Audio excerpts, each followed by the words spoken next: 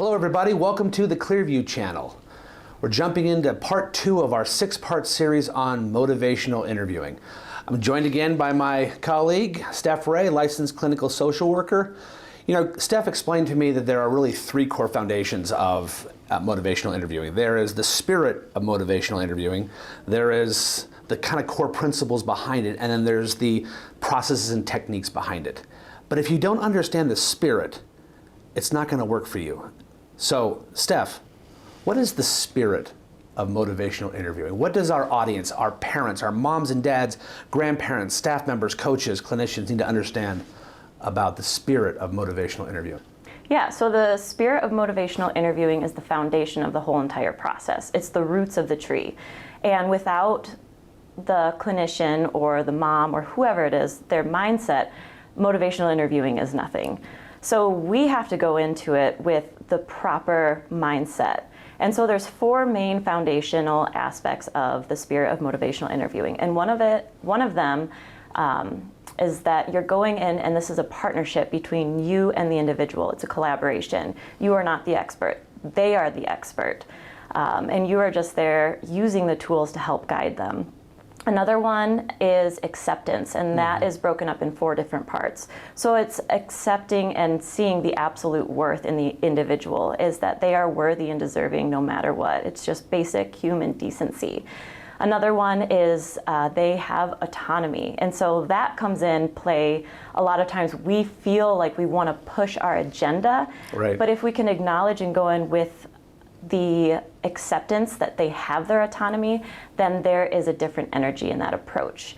Another one is having accurate empathy, and so that gives us the power to get on their level and understand where they're coming from so that we can actually see their perspectives. And then the last one is affirming them. And so instead of drawing up their weaknesses and talking about their weaknesses, we're actually eliciting and listening to and validating their strengths. So, you know, I'm thinking about one of our students, and she struggles with motivation, and she struggles with automatic negative thoughts, like a lot of our teenagers do. And so if I'm listening to you right, number one, I need to walk into that conversation, number one, understanding, having the right mindset. They matter as much as I matter. Mindset matters most. We talk a lot about that. And I had to then turn to, they are the captains of their ship. They're the experts in what they're going through. I'm not the expert. Then leading with empathy, seeking to understand, but not intentionally inflicting my kind of will on them. Following that, you know, I hear you talking about, you know, making sure that I'm respectful and that I am giving them the space to speak as long as they want. Because they want to be heard, right? And then affirming them, making sure that as they're sharing, I'm saying, like, I get it. I've been there without judging it. Yeah. And those are all the components that make up the acceptance piece. So we have partnership, collaboration, we have the acceptance that have all of those components.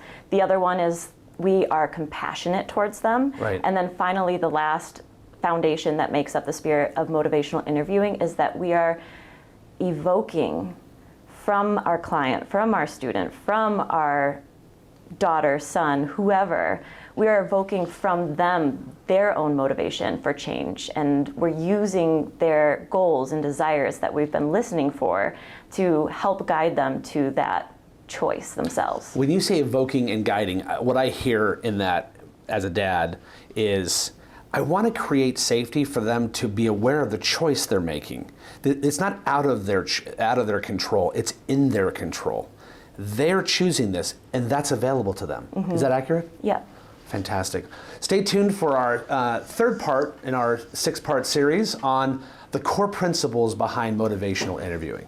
Stay in this. It's going to make a difference.